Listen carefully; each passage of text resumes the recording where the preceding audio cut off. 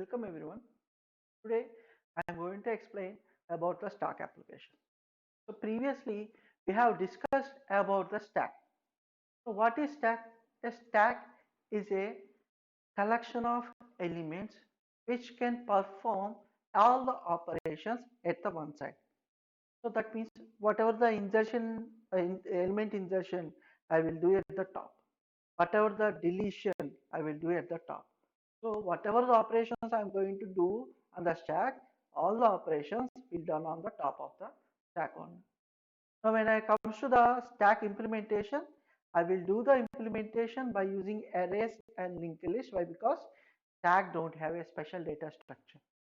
So these complete topics we have already discussed in the previous videos. Now whatever the stack main operation, the operations all are done in the top. So that means whatever the last element I have inserted, that should be deleted first. So that main concept is used in many real-time applications. Now we are going to discuss about that those stack applications, stack real-time applications. So we have a lot of stack applications, real-time applications. From that, I'm going to explain these 8 operations, these 7 operations only. So not only these 7, we have a lot of applications by using the stack, lot of applications. Now, but in this lecture, I'm going to cover these topics only. So here, each and every application follows a stack property. What is stack property? Top will be viewed first. Whatever the element at the top, that will be viewed first. So first one will be viewed last. That is the main operation. In these all applications, that is the main operation. Now, so let's go to the first application, browsing history. Let's consider we are using a browser. So if you want to access the internet, you will use a browser. So in browser, you will access the some website. So if you want to go to a previous one, you will click a next or previous button, which is available in the left, top left side. Am I right? So left arrow, if you click a left arrow, you will see the previous website or previous web page. If you observe that whatever the recent web page you have seen, that will become first. So let's assume if you are accessing the internet from the 1 hour past 1 hour, if you want to access the first browser, first address or first web page you have visited at the starting of the browsing, if you want to go through all the web pages you have opened until now, so whatever the web page you have seen or you have visited recently, that page will be come first. Okay, after some back operations, then you will go forward. In forward option also, you will get whatever the recent web page you have exited or you have leave, that page will be seen first. That page will be seen first. So in the browser, it uses two stacks. In each stack, it stores the data according to the recent. The recent ones is stored at the top. The addresses is stored at the top. If you press a next button or previous button, whatever the address is available at the stack, that will be deleted and shown to the user. So not only a web browser, if you consider a file browser or file explorer, which is available in the in your computer, in any Windows, in any Windows OS, we can see a file explorer. In that file explorer also, we are using the same method, so backtracking or forward tracking. Or if you consider the MS Word or Paint, in that also for redo and undo, you will use Control Z and Control Y.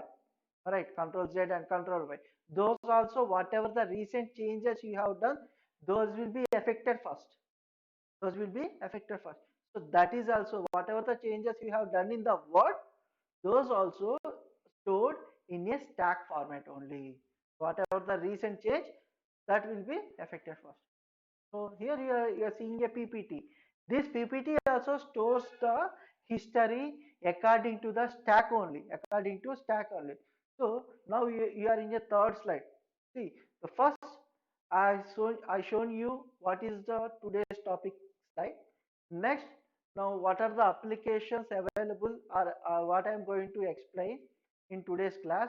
That slide, the third slide, the first topic which is highlighted. I am explaining browsing history, right? So these three slides up to now you have seen. So if I want to go back, what is I have explained in the previous slide, if I want to see, so I will press a back button. If I press back button, whatever the recent slide I have visited, that is shown. So if I want to see the first slide, that is the welcome slide, which is this one. If I want to see this one, I have to go through all the slides I have visited after this one. After this one, whatever the slides I have visited, those will be seen first. After that only I can go to the first slide. So here this PPT also stores the history in a stack format only. So in this type of applications, all applications stores a stack operation. Next goes to the second application, that is Towers of Chennai game. Now this is the game everyone knows about this game. So here I have a rings for one pole. If I want to convert these rings to a next pole, you know the rules. So the smaller one can be placed at the larger ring. Okay, am I right? So blue can be placed on the red one, but you cannot place blue on the orange one. You cannot place blue on the orange one. You know the rules. So if I want to convert it, or if I want to change the rings to the third third pole, the from first pole to third pole. If you consider these poles as stocks, now I want to I want to convert or I want to shift these three values into a third stack. I have to move one by one. I have to move one by one. First, I will delete this orange ring into a some other stack. So you can see in the second one, so it is converted into like this. Next, it will be converted like this. So blue is stored in the another stack. So like this, I will do the operation. Like this, I will do the operation. Let's see in each and every image, if I want to remove the bottom one, first I have to remove whatever the rings available at the top. So see here, initially I am not deleting this red ring, because first I have to place a red ring in the third. But first I am deleting the whatever the rings available at the top. First I am deleting those rings, then only I can transfer this red ring into a third pole. All right. So here also it is using a stack. So if I want to write a program, if I want to implement this type of applications are using a stack only. It is also using stack operation. The Towers K is using stack application. Now next, a reversing a list. So if I have a list of values, like a linked list like this, now in this linked list I have a values first 10. So starting is representing to the address 1000. Now at the 1000 address I have value 10. Now 10 is referring to the 2000. 10 is referring to 2000. So at 2000 I have value 20. Now 20 referring to the 3000. At 3000 I have value 30. I have value 30. Now 30 representing null, so that is the last node available in the linked list. So this is the linked list. You know, from the previous classes, if I want to access a linked list, I will start the searching from the start element. That is whatever the address here, that will be visited first. So if I want to reverse this list, if I want to reverse this list, what I have to do? I will use stack. So whatever the visited nodes, those data I will store in the stack. So first I will create a stack, then I will visit one by one node after another node. Then that node data will be stored in a stack according to the stack properties. According to the stack properties. So first visited will be stored at the last. last visited will be stored at the first. Now if I store the like that, if I store like that, this data will come first, this data will come first and stored here. I can do that. Let's see how we can do it. Now if I want to visit a, or if I want to search a linked list, I will use a temporary variable. First I will store the start data. From the starting I will move to the next node, next node, next node until I will find the null. You already known it from the previous classes. Okay, if you are having any trouble with this temporary variable exchange, let's go to the linked list programs and linked list videos, and you can find a easy explanation there. Now first initially I am storing a 1000, the whatever the starting value I stored here. Now temporary is 1000, so 1000 is nothing here, 10.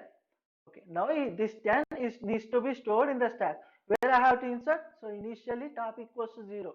Up to now I don't have any values in the stack. So now at the top position, top 0, I will insert a value. This 10 is inserted in the stack. Next, I will move the temporary variable and top variable to the next level. So why? Because already top is having a, at the 0 top, we already have a value in the stack. So I have to move the top value. I have to insert a value, then I have to move to the next element. So top equals 1. Then temporary also changed to the next element. Now temporary is referring to the 2000. So at the 2000 I have a value 20. This 20 will be stored in the stack. Then again I will increment the top value. Next I will forward the temporary value. So now the top value is 2. Now the top value is 2. So at the 3000 I have value 30. That 30 is stored in the stack. Now if I want to increase, if I want to increase, there is no availability. Why? Because you know how can I find is the linked list is empty or not? Linked list visited the last node. So see here, temporary is 3000. If the 3000 next element is null, then I can say whatever the element available in the 3000 address, that will be the last. So see here, 3000 next is null. So this is the last element. Okay. Now I have done the searching. Now top is 2. At the second position, I have the last element of linked list. So if I insert this last element in at the starting, okay, then I will do what I have to do.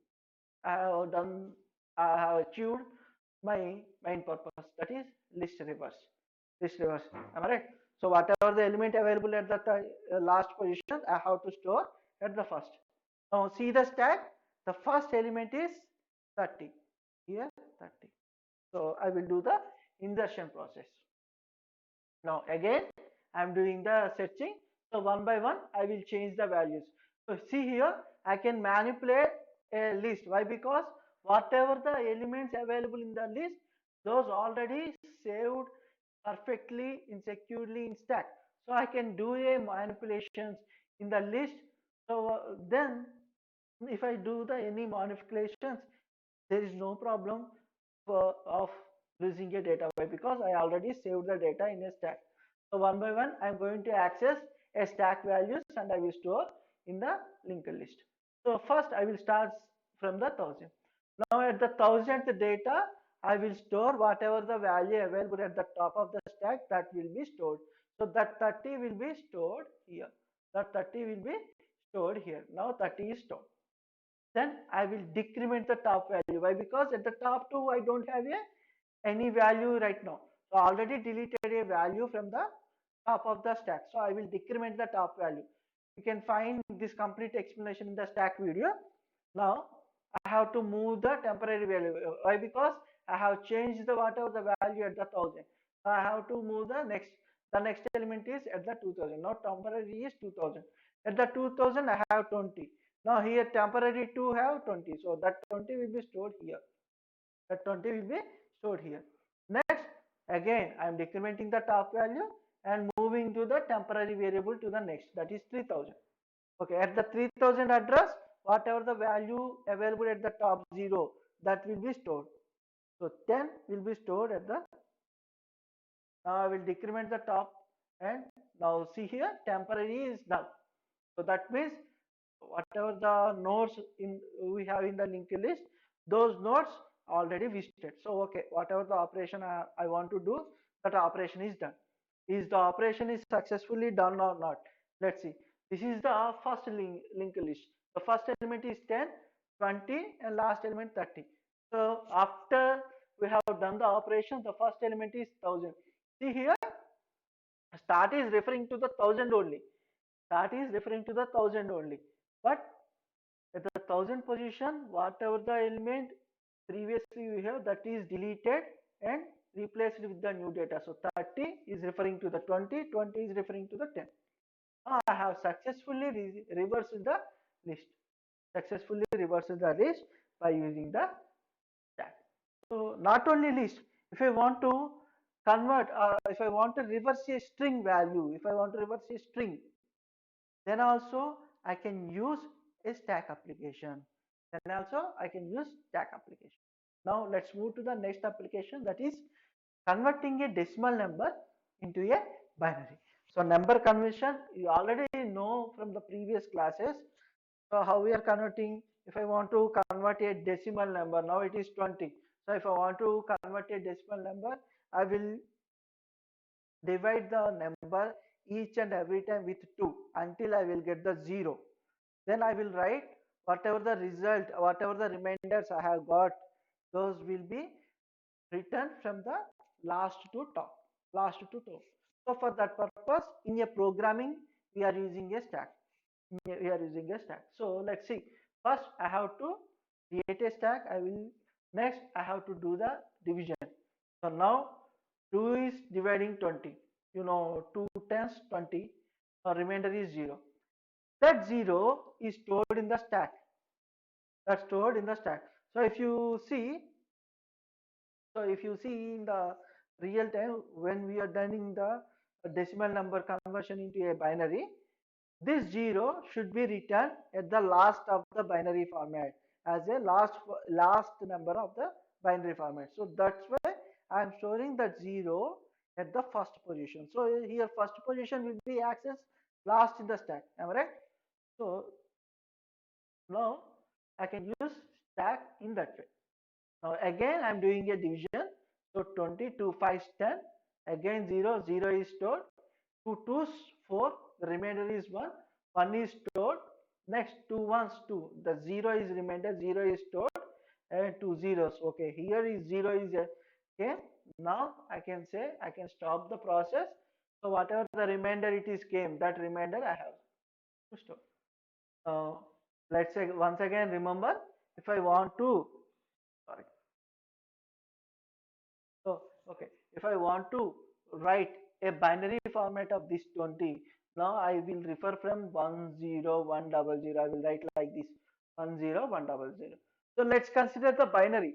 So first I will I will display the data from the tops. At the top, 1 is available. Alright, so first one is 1, the next 0, next 1, next 0 0, 10100. Okay. Now this tag is successfully implemented for converting a decimal number into a binary. Let's see. So first, whatever the elements I have, whatever the remainders I got, those will be inserted in the stack format. So I have inserted at the top. Now I'm accessing from the top to bottom. So whatever the required format I want, that format is successfully achieved by using the stack. So this is how we are going to use a stack for conversion of a decimal numbers into a binary. Next, when it comes to the backtracking, what is backtracking? It's simple. When you are doing any process, any work, so if you go up to some point, at that point, if you feel whatever the process you are doing, if that is wrong, then you will come back.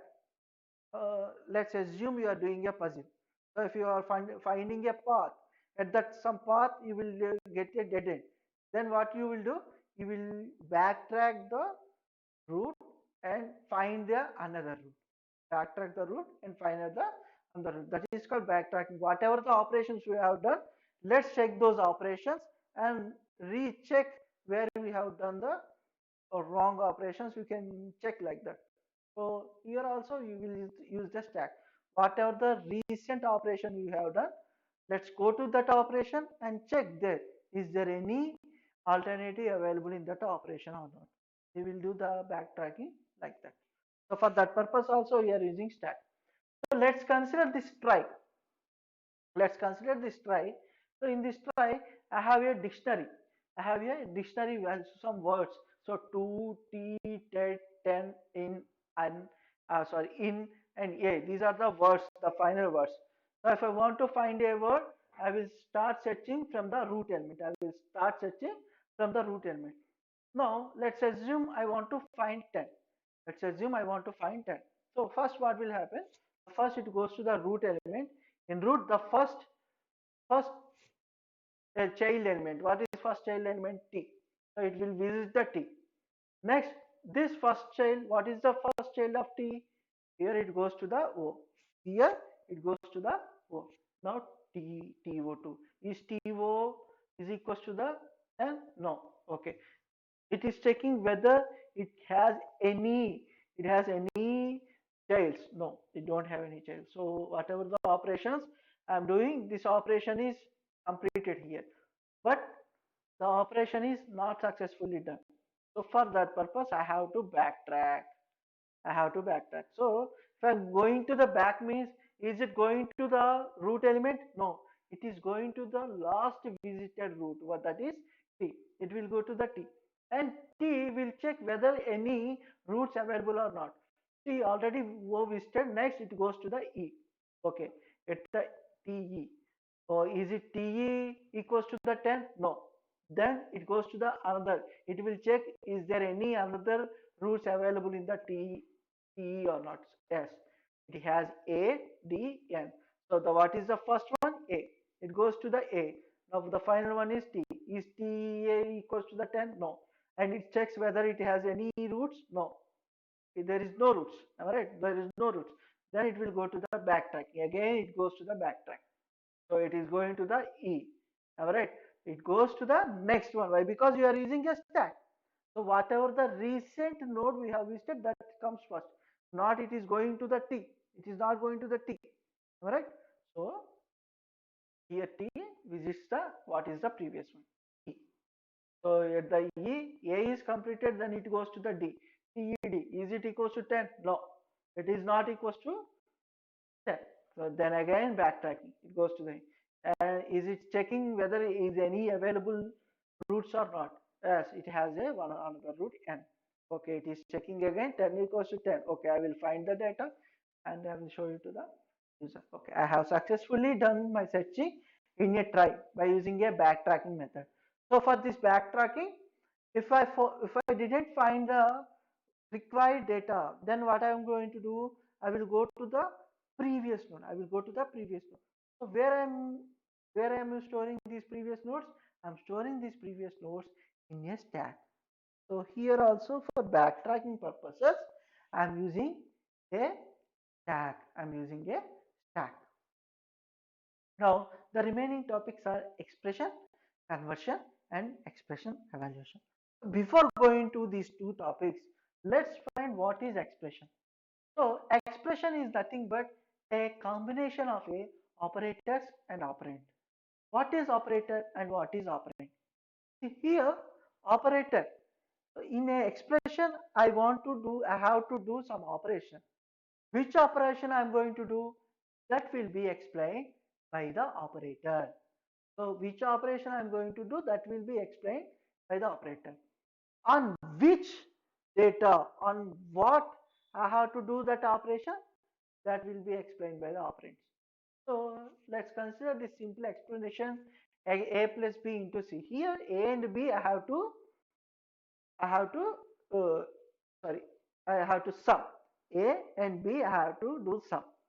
So after that I have to do the multiplication with the c. How did I know about that one? So because see here, press brackets. Brackets represent, first I have to do the whatever the data available in the bracket. Then I have to do the operation plus. The plus is nothing but the addition. Then after that I have to multiplication with the c, and the c is nothing but sorry, into is nothing but multiplication. So here the star, the plus and brackets are called as operators, called as operators. Now these operators are in, we have written between A, B, C. So we are doing the performance, addition performance for A, B and multiplication with C, multiplication with C. So these are called, this data is called operand. This data is called operand. So combination of these operand and operators are called as a expression. Now what is expression conversion? What is expression? So before going to do that one, first we need to find the formats, what are the formats available in the programming. First we have to know it. So here you can see it is a notation. So here notation is nothing but a format. A notation or format is nothing, or both are same. So what are the available notations in the programming? Programming, I have prefix, postfix, infix.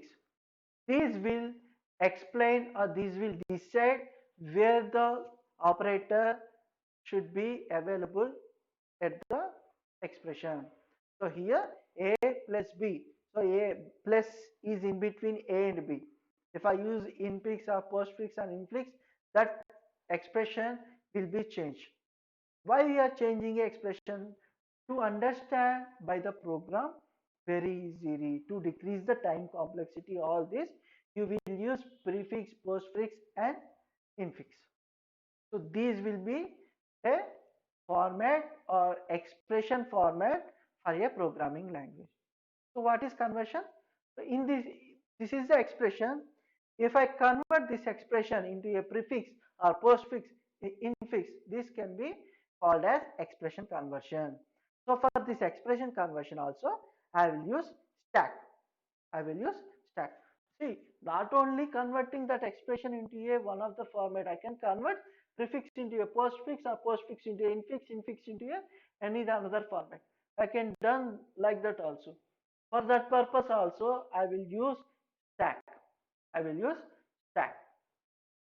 Now, so these all expressions or these all operations I have just explained normally. In next class, I will explain completely this prefix, postfix, infix. It is a big topic, so I will explain in another video. Now let's go to the next one, that is a expression evaluation. Expression evaluation. Now what is our, already we have a expression. What is expression? Combination of operators and operators. We have a expression. Now we are converting that expression into a format. So program readable format we have converted into a some format. Now after conversion I have to do the operation. I have to do the how I have to do, how where I have to do, that is depending upon the evaluation. That is called evaluation. See here, already we explained here. So here if it is a expression, first I have to sum A and B. After that I will multiply with C. I will multiply with C. How did I find that one? Why? Because uh, here bracket, every operator contains a priority. If it is a high priority, then I will do first that operation first. So here bracket will contain a high priority. So I will do the whatever the statements, whatever the expression available in the brackets, I will do that one. Next, the into, next place, so like that operations, every operator contains a priority. So according to that priority, I will do the operations. So which one has to come first? Which operations? Like that, in previous A plus B must be come first. After that, I have to do the multiplication. So that will be explained by the evaluation.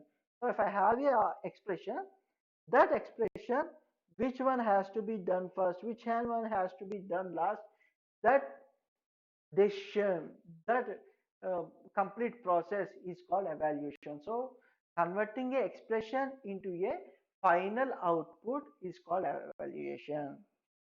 Called evaluation. Now, finally, up in this lecture, we have discussed these are 7 topics. What are the topics? The browsing history, the stack application. The first one is browsing history. If I want to go back to the previous address or previous operation what I've done in the word, I will use control Y, that is control Z, then that will be move to the next element, next operation what I have done, previous operation what I have done, that is stored in a stack. Here towers, again I have to move the rings to the next pole. So for that purpose also, whatever the available top ring I will remove from the remove from the pole, and I will insert in the another pole. So for that purpose also I'm using stack. Only I am deleting the ring which is available in the top only, not in the bottom. Reversing a list, in that also I'm using a stack. I've already seen the example in the starting slides. Next I will convert the decimals into a binary. So in decimal binary conversion I have to read the remainders from bottom to top, bottom to top. So bottom is whatever the element, whatever the remainder comes last, I have to read first. So for that purpose, we have used star. And backtracking, if I am going in one path, if that path, if I decide that path is wrong, then I have to move to the next previous step. So that previous step tracking also done by a stack. And expression conversion and evaluation. So expression is nothing but a combination of operands and operators. So each and every uh, format I can convert into a program readable format to decrease the time complexity, all those things. Decrease time complexity, all this. So for the conversion also, I'm using a stack. And the expression evaluation. So I have a expression. If I want to convert this expression into a final output, for that purpose also I am using a stack only. So these are all the applications I can use with stack. I can use a stack operation. Not only this, so for suppose if I have a expression a plus b, already you have seen a plus b within the brackets and into c. So if I want to check whether all the open brackets have the closed brackets, for that purpose also I will use a stack only. I will use a stack only. So like this we have a lot of applications with a stack implementation, or with a stack approach. That stack approach is implemented in lot of applications. Next video, we will briefly discuss about expression conversion, that is infix, prefix and prefix. I hope everyone understand what is the operations or what are the applications which are using a stack. Thank you.